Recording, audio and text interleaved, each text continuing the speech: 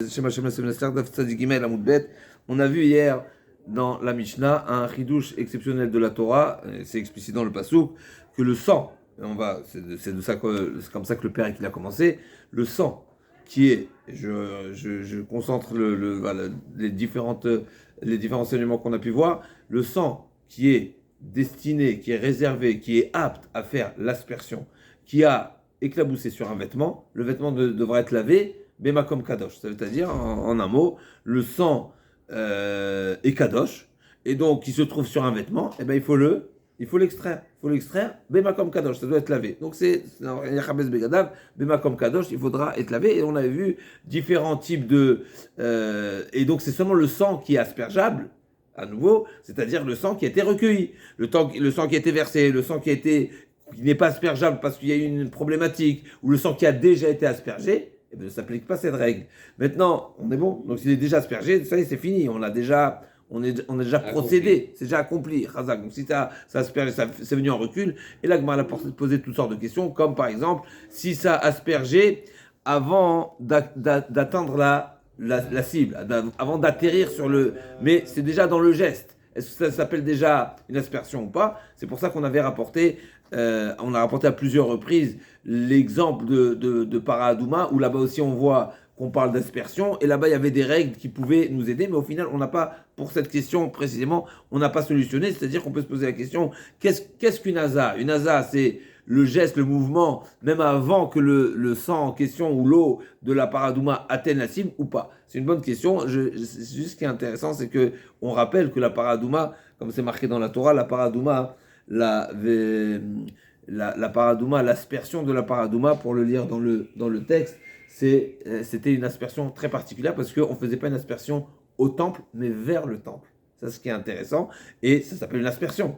Donc on voit bien que, alors c'est pas une vraie preuve, mais je dis ça, c'est intéressant de voir que l'aspersion n'est pas forcément on n'a pas besoin forcément d'atteindre une cible, d'accord, Kaviarol, mais c'est en direction. C'est pas ce qui est marqué dans la Gemara, mais c'est intéressant. Je dis et là, la Mishnah va nous parler du sang qui est sur la bête. Donc dans la Torah, c'est marqué à la Beged. À la Beged, c'est un vêtement. Est-ce qu'un vêtement, c'est forcément un vêtement et uniquement un vêtement? Pas forcément. C'est comme la Mishnah va nous dire, ça peut être un vêtement, ça peut être un objet, ça peut être également sur la bête elle-même. Sur la bête elle-même, qu'est-ce qu'il faut faire? Il faut aller la laver ou pas? Est-ce qu'il y a cette obligation de retirer, d'extraire le sang qui a pu éclabousser sur la bête? Et si oui, à partir de quel sang on parle? Donc le sang qui a pu éclabousser sur la peau de la bête, sur les poils de la bête, est-ce qu'il faudra le nettoyer ou pas? Donc là aussi, c'est uniquement une fois que le sang on l'a récupéré dans l'ustensile. S'il n'est pas encore dans l'ustensile, à nouveau, c'est pas un sang qui est apte à l'aspersion. Donc s'il n'est pas apte à l'aspersion, c'est pas ce sang-là qui doit être lavé. Mais là, le sang qui est apte à l'aspersion, là on va voir une précision dans la Mishnah. Ça dépend si la bête elle a déjà été dépecée ou pas. On y arrive tout de suite.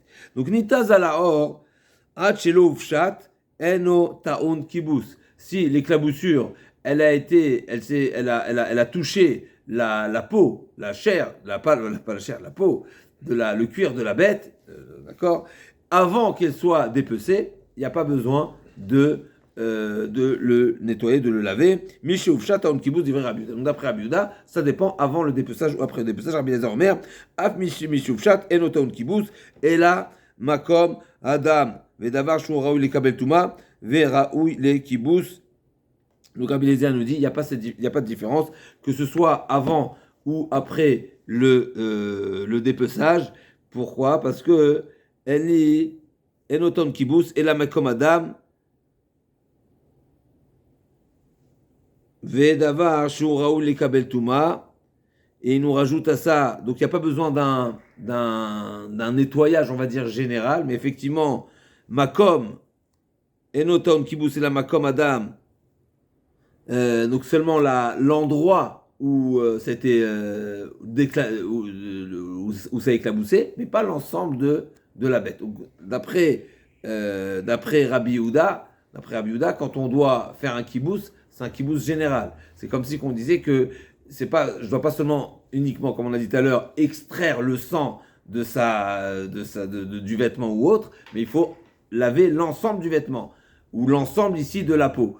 Et donc là, il nous dit, Rabbi Elazar, non, pour la peau de la bête, c'est seulement l'endroit qui a été éclaboussé, sur lequel ça a éclaboussé, qu'il faudra nettoyer. Et il nous rajoute à ça une précision, et c'est uniquement une chose qui peut devenir impure, pour lequel s'impose le din de kibous.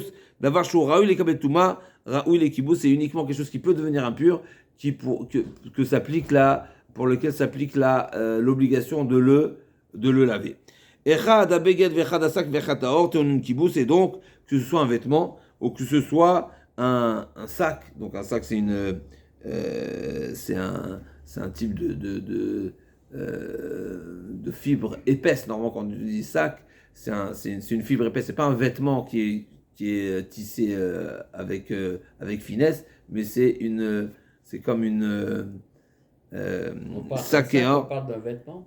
Alors ça peut être. Je dis sac, c'est encore une fois dans la Mishnah c'est marqué echada beged vechada sac vechada or. Donc comme c'est marqué dans la Torah, que ce soit tout type de vêtements à partir que ce soit du même sac. Donc, comme on a dit, c'est à partir des poils de Izim ou de Sous ou de Para. Et Teunin Kibous, va Kibous Makom Kadosh. Et il faudra les laver totalement et dans un endroit Kadosh, donc dans la Zara. Shvirat Kidi Cherez Makom Kadosh est pareil.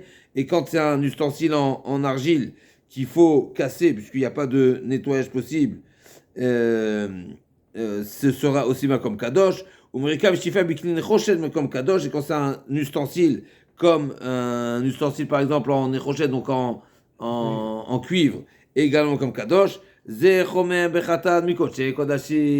y a cette particularité dans Korban Khatat qu'on n'a pas vu dans les autres Korbanot qui sont Kodesh Kadashim. Alors c'est intéressant, on a déjà vu en partie, c'était ramené, on va le voir plus en détail dans la suite, mais on avait déjà vu que Rabbi Akiva, il utilisait le pasouk pour exclure la trouma. Et sur ça, l'Agma a dit que Rabbi Akiva, il exclut la trouma. Et si je me trompe pas, c'était Rabbi Eliezer qui disait qu'il n'y avait pas besoin de pasouk. Pourquoi ? Parce que même Kodashim Kalim, il n'est pas nécessaire de réaliser cette pratique-là, de laver si c'est éclaboussé. Et là, on est en train de voir dans la Mishnah que c'est une règle qui s'applique uniquement pour le khatat. Ze chumra, ze chomer, bechatat, mi koche, Kodashim, on va voir tout de suite. Donc cette notion de kibous, de laver une éclaboussure de sang qui a giclé sur un vêtement ou autre, c'est une règle qui s'applique seulement pour le korban khatat. Elle nous dit la Gemara, d'où nous savons que cette règle s'applique, c'est pas uniquement sur le vêtement, c'est éclaboussé sur un vêtement, mais c'est également sur le or, donc sur la peau de la bête, comme on l'a vu dans la Mishnah, or Mishéoufchat, après avoir été dépecé, Tamoulomar, Asher Izé Alea Techabes, or Acheloufchat, peut-être c'est marqué où ça a éclaboussé, Asher Izé Techabes, il faudra laver. Alors peut-être je vais également inclure la peau de la bête avant même qu'elle ait été dépecée. On m'a dit non, comme Beged, ma Beged, Tamoulomar Beged, ma Beged Arouli Kabel Touma, Avkol Arouli Kabel Touma, d'Iver Rabbi Yehuda. Donc la peau de la bête, tant qu'elle n'est pas dépecée, elle n'a pas ce statut-là et elle n'est pas Raouli Kabel Touma. D'Iver Rabbi Yehuda, Rabbi Yezer, Beged Nelia Beged, Minen Rabot Sak, Vechol, Mine Begadim. De Beged, d'où j'apprends tous les autres types de vêtements qui n'ont pas la même appellation. Quand par exemple ça qu'on a dit, c'est à partir d'une autre de poils de bête. Tamoulomar d'autres matières. Tamoulomar Asher Alea Techabes Achot Shanim Rabbe Or Mishou Pshat. Tamoulomar Beged Ma Beged Davar Mikabel Touma Avkol Davar Mikabel Touma Maï Benayom Arabaye Matlit Pruta Mishalosh Ika Benayom Mandamaraou Yanami Raou Deibae Chashivale Mandamar Davar Mikabel Touma Hamia Lavat Kibule Touma. Donc là m'a dit les deux vont dans le même sens, mais il y a quand même une nuance.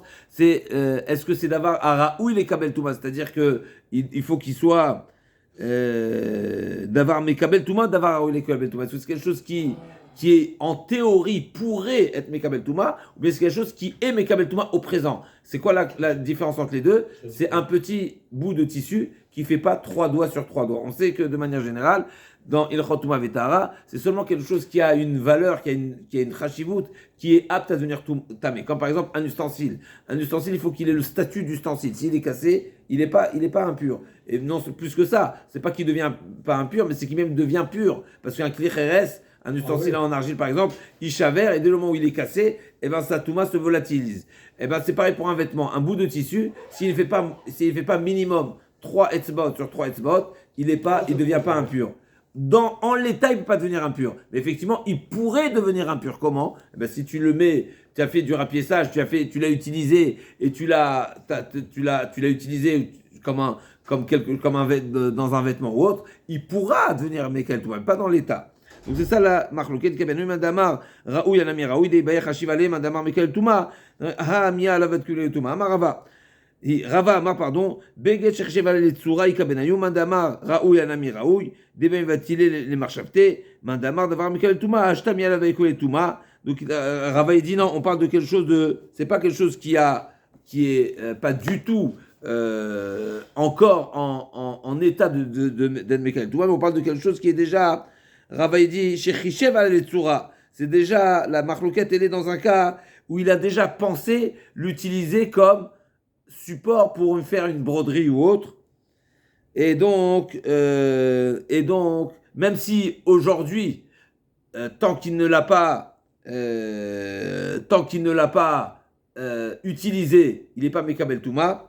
Mandama Raoui, alors lui-ci, il est Raoui. Pourquoi? Parce que celui-ci, il a déjà prévu l'utiliser. Et donc, s'il a déjà prévu, alors dans ce cas-là uniquement, il sera Taon Kibous. Et l'autre Mandama dit non, le fait de l'avoir prévu, ça ne suffit pas. Pourquoi? Parce que finalement, il peut toujours changer d'avis. Des Bemetil Marchavté, Anami Raoui, des Bemetil Marchavté. Donc, encore une fois, Mandama Raoui, Anami Raoui.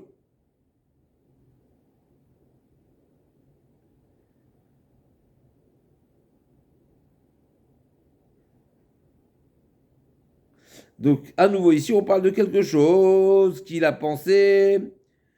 Il a pensé en faire une broderie dessus. Mais il n'a pas encore fait. Et donc, du fait qu'il n'a pas encore fait, c'est ça ce qui fait qu'il n'est pas fini, et donc il n'est pas Mekabel Touma. Mais cette chose-là, en réalité, si je change d'avis, et je pense à ne plus faire de broderie, eh ben, il pourrait être Mekabel Touma. Donc, il est plus, potentiellement, il est plus apte à devenir impur. Parce qu'il suffit juste de retirer mon projet d'en faire une broderie pour qu'il puisse être Mekabel Touma. Donc, un ami Raoui, pourquoi?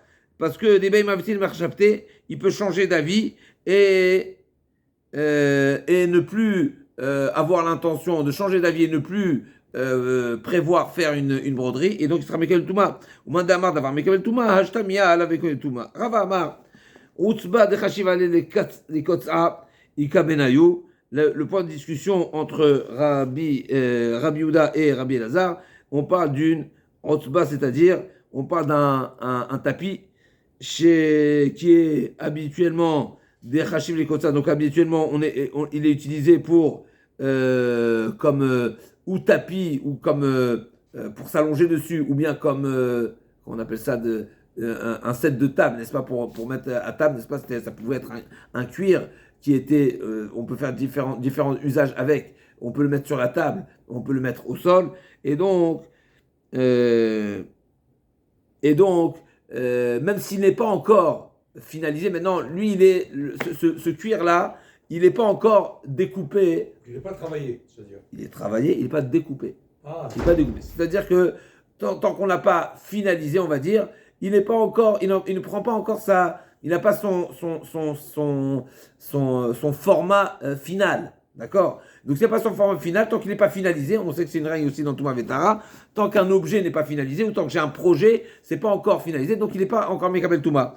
Et donc, Mandama Raoui, Reuya, Anami Reuya, Mandama d'avoir Mekabel Touma, Ala Mekabel Touma, Dimiktsar. Là, tant qu'il ne l'a pas découpé à la mesure, eh ben, il ne sera pas Mekabel Touma. Vatanya Rabbi Shimon Nation Mère, Utsba, Chercheva de Kotsa, Teora, Chexiena, a priori, comment tu peux dire que, donc, au contraire, on a une preuve ici qu'un tapis, un cuir qui est travaillé, mais qui n'est pas encore découpé, tant qu'il ne l'a pas découpé, on voit qu'il y a un mandat marqué dit que c'est Tahor parce que tu ne l'as pas découpé. Donc ça rejoint la position a priori de Rabbi Eliezer qui dit que c'est Tahor, même si c'est déjà utilisable en l'état, mais tu ne l'as pas finalisé, et bien il ne sera pas Mekabel Touma. Et donc, ça défend la proposition de Rava qui explique comme ça la marloquette entre Rabbi Yehuda et Rabbi Eliezer. אין טעון קיבוס, מנהלים מאיתנו רבנן, יכול נתז על מקצת בגד, כל הבגד טעון קיבוס, תמוד לומר, אשר זה לא אמרתי לכם המקום דם בלבד, donc elle nous dit la Mishnah, אין טעון קיבוס, il sera nécessaire de laver uniquement l'endroit de l'éclaboussure, et pas tout le vêtement. Donc à nouveau, אין טעון קיבוס, donc dans la Mishnah c'est marqué, אין טעון קיבוס, et là, Adam. Donc on n'a pas besoin de laver l'ensemble du vêtement, mais l'endroit de la tâche uniquement. C'est marqué Hachaïzé, la moitié de la makom dam bilvad. Dam sheu raoui le kabel touma, davar sheu davar kabel pardon, stama kirabuda, raoui le kibous le maoté, kol devar gerida hu. Donc on parle de stama kirabuda, c'est quelque chose qui est davar sheu raoui le kabel touma. Donc on a dit que la marloquette entre Rabbi Yehuda et Rabbi Eliezer, c'est est-ce que quelque chose qui peut devenir tamé maintenant, en l'état, ou raoui, c'est potentiellement. Et si la Mishnah nous a dit raoui les kabel touma, c'est que c'est potentiellement, ça peut devenir potentiellement impur, même si en l'état, il ne peut pas devenir impur. Et donc ça montre qu'on pense comme Rabbi Yehuda. Ça veut dire raoui les kibous, les motés, keli, debar, gridaou. Donc ça vient exclure un ustensile où la manière de le nettoyer, c'est pas forcément en le lavant, mais on peut le gratter. Quand il y a une tache de sang, ça pourrait être gratté.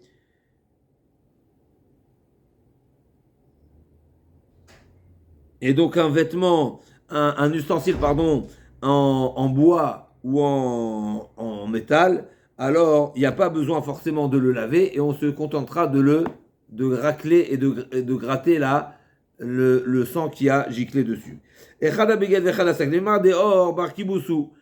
Dans la Mishnah, on a dit que ce soit un vêtement en fibre de lin ou de laine, etc., que ce soit du sac qui est à partir de poils de Izim ou autre, ou que ce soit hors du cuir. Ça veut dire que le cuir également, il faut le laver. Les mêmes radeurs bar kibousou, minu haïta, la shlechet. D'accord? Donc là, elle va nous poser une question à partir une question à partir des halachot de Shabbat. Donc c'est pas du tout lié ici, mais on remarque, on sait que hier nous a été posé la question, je ne sais pas qui a posé la question, un vêtement qui s'est sali Shabbat, qu'est-ce que tu fais avec? Je dis change-le. Change-le, exactement. Ne rentre pas dans comment tu vas le nettoyer, pas nettoyer, parce qu'effectivement, ici on va voir un peu plus de précision. Qu'est-ce qui est l'interdit exact de laver un vêtement, c'est quoi laver, et est-ce que cette règle et cet interdit s'applique sur le cuir également ou pas. Donc ça, comme on a dit comme ça. Aïta la shklechet, mekancha, besmartout, et donc on a le droit, donc s'il y a une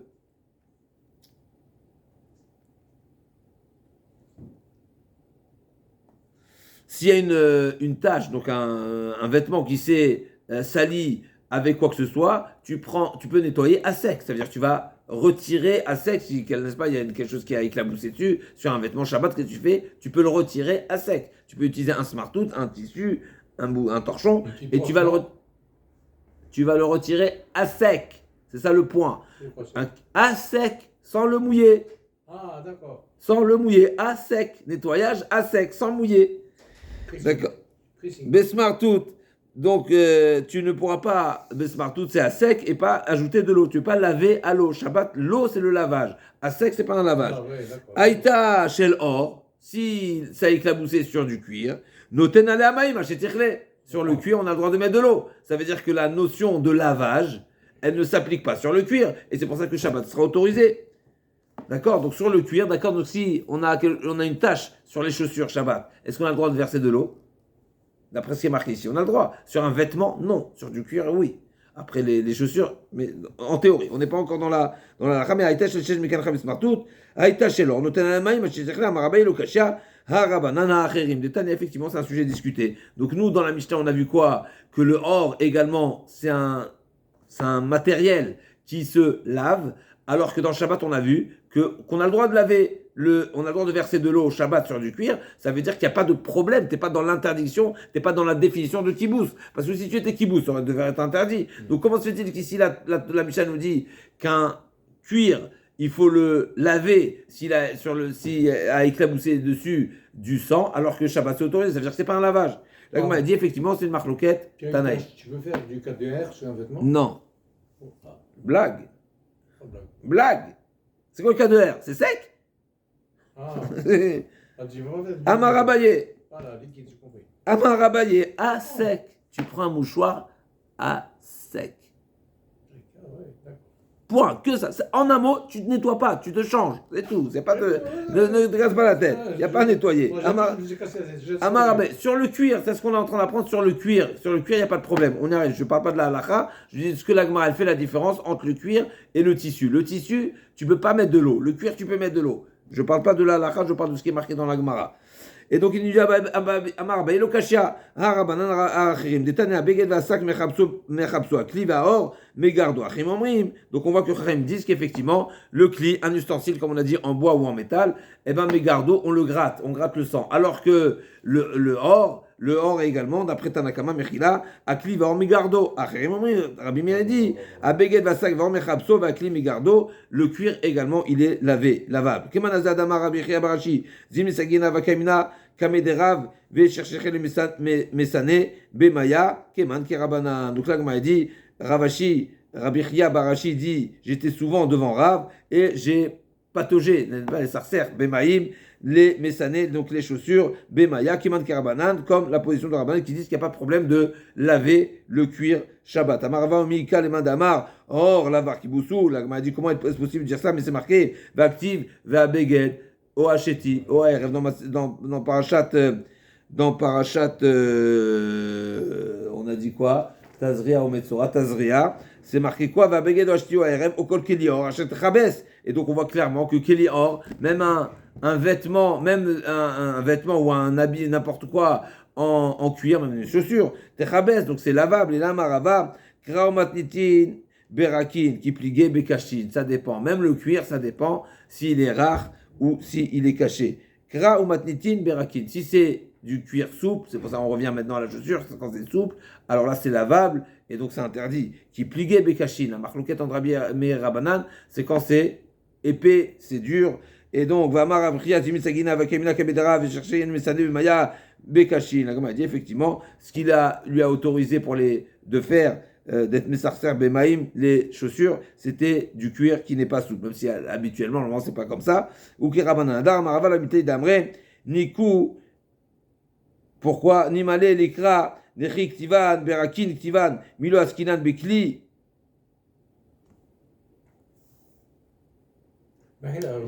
Akaslegia, Bemzinatayan, Vikama Hamanan, Vekibus, et la Marava, Tsarat, Kevan de Migoufé, Kapacha, Mechal Khalale, Umashvele Ra'ach. D'accord? Donc là, il dit, en réalité, Rava, il fait marche arrière, et il dit c'est exceptionnel. Tout ce qu'on a vu dans la Mishnah, tout ce qu'on a vu dans la Torah, pardon, que le Keli Or, il est également lavable, c'est particulier. C'est particulier dans la Tzarat. Pourquoi? Parce que il faudra Kevan de Migoufé, Kapacha, Mechal Khalale, Umashvele Ra'ach, parce qu'en le frottant, il va. Le tsarat, il imprègne le cuir, et donc automatiquement, même un cuir qui à l'origine il est dur, il va s'assouplir, et donc c'est pour ça que c'est interdit, c'est pour ça qu'il y a une notion de kibous pour ce cuir-là dans la tsarat. Je t'écoute. Donc là, m'a dit, pour reprendre, et la marava, il n'y a pas de preuve du pasouk qui parle de la tzarat, et où dans la tzarat on a vu que explicitement la Torah elle dit qu'il est nécessaire, et donc il y a la notion de kibous, de lavage pour le cuir, parce que le cuir qui a été entaché par une tzarat, par la lèpre, alors automatiquement il devient rare, et donc automatiquement il y a la problématique de kibous. Mais effectivement un cuir épais, rigide, dur, alors effectivement il n'y a pas de preuve que il y a la notion de kibous qui s'applique également. Mais l'Agma a dit Amarava, Ikashali, Hakashali, il y a oui une question à poser à partir de Karim Muksatot, des Rakininu, Vetnan en général, Karim Muksatot, donc un coussin. Comment il faisait les coussins à l'époque, d'accord? Donc il mettait, n'est-ce pas, il mettait des plumes dans. Comment il faisait comment on appelle ça, l'emballage? C'était à partir de quoi? À partir de cuir. Et c'est marqué Karim Muksatot, on le retrouve dans les Mishnayot, dans plusieurs endroits. Vetnan, Naitashel Or, Noten Alamaim, At chez Tichle, c'est marqué explicitement. Les karim uksatot, donc on avait l'habitude de faire en cuir, on avait toujours dans Shabbat, on a le droit, si ça a taché les karim uksatot, eh ben tu peux les laver avec de l'eau jusqu'à ce que la tache s'en aille. Et karim uksatot, c'est sûr que c'est du cuir qui est souple. Donc on voit clairement que même pour le cuir souple, c'est autorisé. Et là, Amarava kol kibuz kiskous, loshme kibuz. Donc, qu'est-ce que c'est marqué ici? Que noten ale amaim achetichle, c'est-à-dire que tu peux verser de l'eau. Mais est-ce que tu vas frotter? Il nous dit Rava, verser de l'eau sans frotter, ça s'appelle pas un lavage. Et c'est pour ça que sur le cuir, tu as le droit. Donc, il a Marava, kol kibuz kiskous. Donc, si on ne frotte pas, n'est-ce pas, de part et d'autre, ça s'appelle pas un kibous. C'est pas l'interdit de kibous. Et donc, c'est pour ça, le shme kibous, ad amar abichia barashi zimin, segin avec emne kemederav, v'cherchere les mesanim bimaya, sirsur in, aval kibous lo. Donc, effectivement, donc ce que Rav Bichia Barashi a dit, qu'il était souvent devant Rav, et il passait, il mouillait ses chaussures, les sarcères, n'est-ce pas, Mesanim Bemaim, c'est pas Togé, n'est-ce pas, Sarcer Maïm, c'est pas qu'il est Sirsur in aval kibouslo, c'est seulement, voilà, les mettre dans l'eau, mais c'est pas, pas les frotter, pas les laver, aller des chifchouf, comme on vient de dire. Iberakin, divrakol, donc on parle même si c'est du cuir souple, de verser de l'eau, il n'y a pas de problème, d'après tout le monde. Ibekashin, Uke Acherim, et donc d'après Rava, à nouveau, chaque fois qu'il y a sirsur, chaque fois qu'il y a frottement, d'accord, comme un lavage d'un vêtement, alors là c'est interdit, et ce sera interdit d'après tout le monde. Et si c'est Bekashin, Bekashin, ça veut dire que c'est un cuir qui est dur, et malgré tout, c'est autorisé uniquement de sirsour, donc de patauger le pied dans l'eau, mais pas forcément le frotter. Ce sera seulement comme Achim, comme Rabbi Meir, qui est mahmir, et qui dit qu'il y a une problématique de lavage dans le cuir, même s'il est épais, et donc c'est pour ça que c'est autorisé seulement de pataugeage, et pas plus que c'est. Yahil Agma demande, Begen Nami, si c'est comme ça, d'après toi, Rava, on revient. Rava, il nous dit chaque fois qu'on mouillait un vêtement, mouillé sans frotter, c'est pas lavage. Alors pourquoi pas le vêtement? Le vêtement aussi, tu vas dire pareil. Yahri, Beged Nami, ça devrait être autorisé. Là, on m'a dit, Beged, Shriato, Kibuso. Non, pour un vêtement, c'est pas pareil. Un vêtement, le fait de tremper, laisser tremper un vêtement, on sait très bien qu'il y a certains types de tâches que pour le nettoyer, il faut le laisser tremper. Shriato et Kibuso. Pour un vêtement, il n'y a pas besoin de frotter. Parce que on va dire, le trempage d'un vêtement taché est également la définition d'un lavage. Donc on n'aura pas le droit. Ah, c'est comme un lavage. C'est un lavage. Rava letame d'amarava, zarak soudar la maïm, chayav, zarak zera pishtan la maïm, chayav. Et comme on a vu que Rava il dit, le fait de jeter un vêtement à l'eau, même sans l'avoir frotté, il est chayav khatat. Ça veut dire que si il a jeté involontairement, il ne savait pas que c'était interdit, eh bien il est chayav korban. Ça veut dire que c'est vraiment la melacha de la Torah. Donc mouiller un vêtement Shabbat, c'est assour deoraita. Mouiller un vêtement Shabbat, c'est assour deoraita.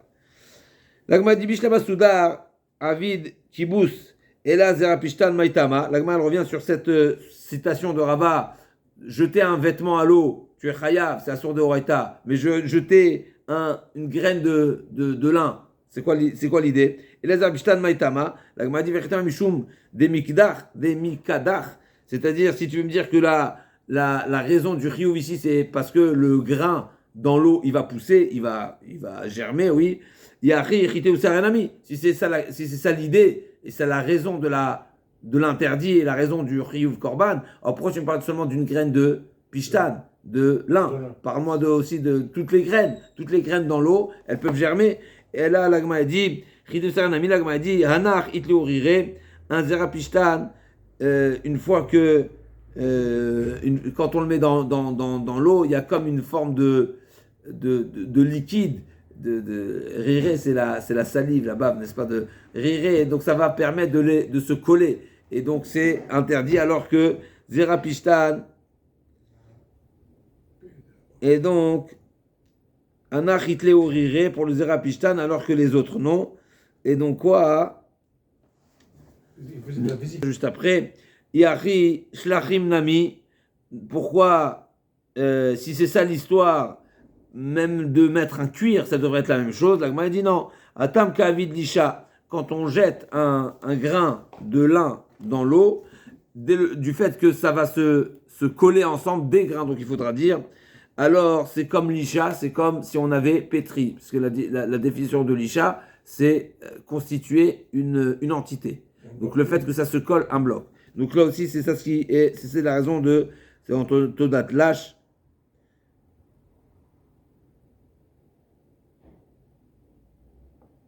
כן. דרש רבה, מותר לכבס מנהל בשבת.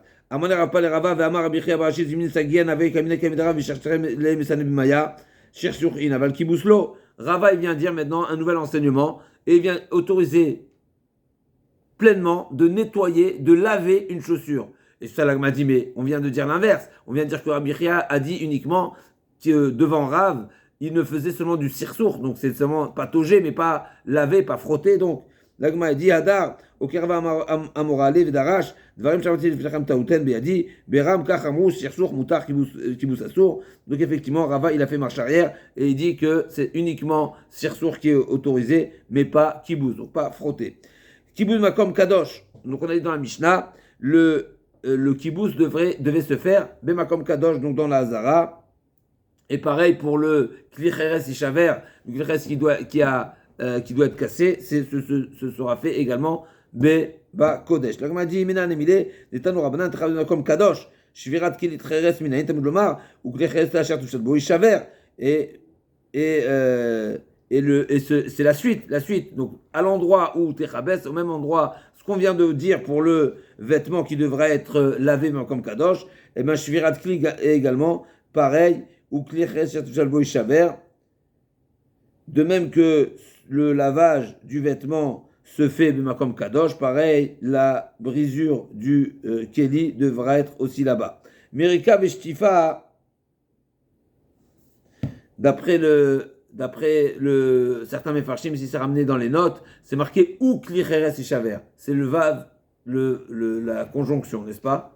La coordination. Vav de ou Klicheres et le Klicheres. D'ici, j'apprends la même règle que tu appliques pour le vêtement, tu appliques également pour l'ustensile qui doit être cassé. De même que le vêtement, il doit être lavé, Bema comme Kadosh, pareil, l'ustensile qui doit être cassé. Dans la cour du Beth Amikdash. La cour du Beth Amikdash, pas à l'extérieur. La cour n'était pas Kadosh. La cour du Beth Amikdash, pas à l'extérieur. Pas à l'extérieur du Beth Amikdash, dans l'enceinte du Beth Amikdash. C'était Kadosh dans l'enceinte. C'est ce qu'on nous dit. Dans l'enceinte du Beth Amikdash sera lavé, pas à l'extérieur. Voilà, j'ai compris. À l'intérieur, pas à l'extérieur. D'où tu sais qu'un ustensile en métal, en échochette, en cuivre, là aussi, ça devrait être lavé à l'eau. La fin de la mission nous a dit quoi? Ça fait partie des exceptions, des points exceptionnels du Korban Khatat qui ne s'appliquent pas forcément pour les autres Korbanot, même les Kodesh Kadashim. C'est uniquement pour Khatat. C'est marqué le sang du Korban Khatat qui est giclé sur un vêtement, etc. Il devrait être lavé. Et Tulika, l'Agma a dit, Vetulika veika shenichnas dama lifnim. Il y a encore une particularité. Quand tu me dis Zé Chomer, on a l'impression que c'est uniquement ça. Mais non, mais il y a encore d'autres choses, puisque c'est marqué également que le sang du Korban Khatat qui est rentré à l'intérieur du Kodesh, il devient invalide. Donc c'est pas la seule chose, il y a plusieurs points, il y a d'autres points. L'agma dit bechatat achitona, chitona nami shechnas sheim nechnas damalifnim pesula. L'agma dit ki Rabbi Akiva damar kol damim shenechnesu la le chaper pesuli. D'accord, donc l'agma dit c'est pas ça suit la position de Rabbi Akiva qui dit que cette règle là de korban khatat, c'est marqué dans la Torah, ve chol khatat asher yuva midama et la kodesh pnima, c'est pas soul. Rabbi Akiva dit, c'est pas seulement le khatat, c'est vechol. On apprend kol, vechol, on apprend deux choses. C'est tous les korbanot, tous les khatat et même les korbanot qui ne sont pas khatat, qui sont rentrés à l'intérieur, deviennent invalides. Sheken, mechaprim, al, chiyuve, chave, kritot, vetulika vegadona, ki Rabbi Akiva damar, kol dem shechaz psulim. Shen mechaprim ela, sheken mechaprim al, chave, kritot, bechatat, de shmiat kol, de sheken teuna arba matanot, Rabbi Ishmael Damar, Kol Damim Tunin Arba Matanot, Al Arba Kranot, Utameh Haïka Keren, Aïka Etzba, Aïka Chouda, Aïka Chouda, et la Chad Mitret Tlata Chomre Nakat. La Gemara dit, de toute façon, on est forcé de dire que quand on dit Ze Chomer Bechatat, c'est pas une manière de dire c'est la particularité qu'il y a sur Khatat qu'il n'y a pas sur les autres. Et la preuve en est, c'est qu'on vient de citer dans la Mishnah précédente qu'il y a plusieurs points qui ne s'appliquent pas sur tous les korbanot, comme c'est marqué qu'il faut les Arba Matanot, et il faut le Etzba, et il faut le Chouda, il faut la Red, n'est-ce pas? Et là, forcément, quand on dit Zechomer, ça veut dire que ça fait partie des exceptions qu'on a trouvées dans Khatat et qu'il n'y a pas forcément sur les autres korbanot. Donc il y a effectivement le khatat, il a bien sûr plusieurs particularités par rapport aux autres korbanot. Un, d'après un avis, s'il est rentré au Kodesh, il devient invalide. Rabbi Akiva est en désaccord, mais c'est pas accepté par tous. Deuxièmement, c'est mechaper sur karet, donc c'est une particularité. Troisièmement, bechata de shmiat kol. Alors, mechila, bechata de shmiat kol, non, mais effectivement, ça peut expier une faute de karet. Et teuna arba matanot, alors que les autres non.